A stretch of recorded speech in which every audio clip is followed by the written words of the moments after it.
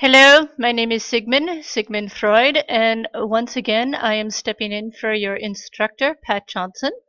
And today I'm going to talk to you about defense mechanisms. Defense mechanisms are strategies the ego uses to distort reality in an effort to protect itself from anxiety.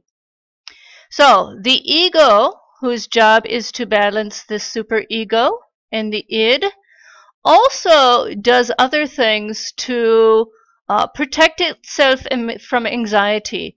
And these are defense mechanisms. And we all use defense mechanisms. You can see in your textbook a list of defense mechanisms. And there are many, many more that I came up with. But defense mechanisms are just these strategies to try to rid ourselves from anxiety. And so the first defense mechanism I wish to talk about is called repression.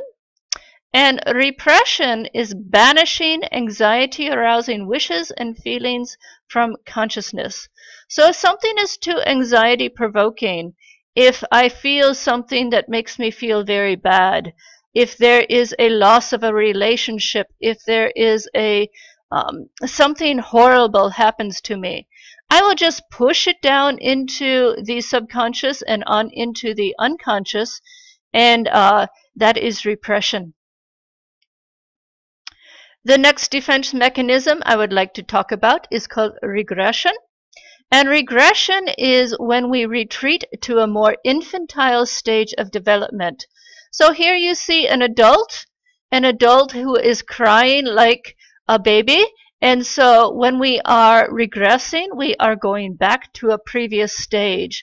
And you've all seen adults have temper tantrums. You've all seen adults act as infants. Well, that is my defense mechanism called regression. The next defense mechanism I want to talk about is called reaction formation. And in reaction formation, we change our unacceptable impulses into their opposites.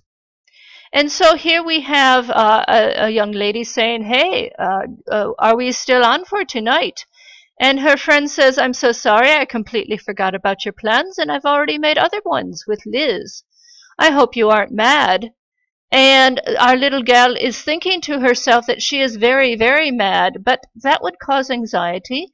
And so what she says instead is, I'm not mad, I'm glad. I didn't want to hang out anyways.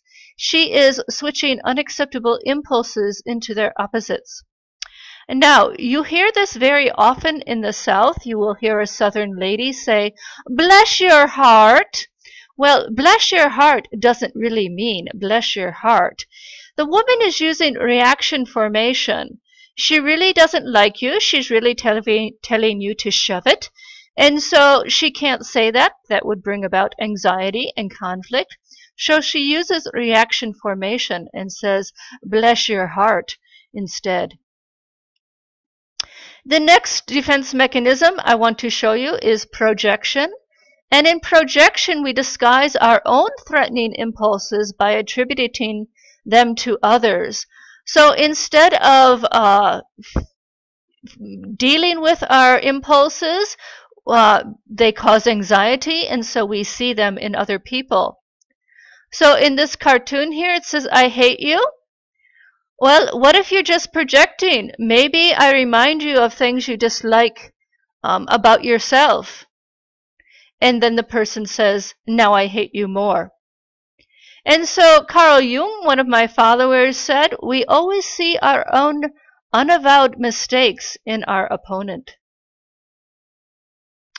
The last defense mechanism I would like to share with you is rationalization.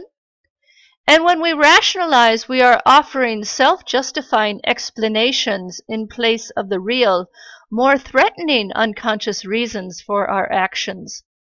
This is much like the self-serving bias.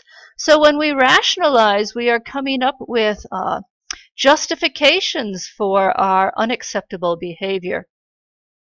These are just some of the many defense mechanisms that I came up with, but they are some of the main ones, and you will get the point that these are strategies used by the ego to block anxiety from coming into conscious awareness.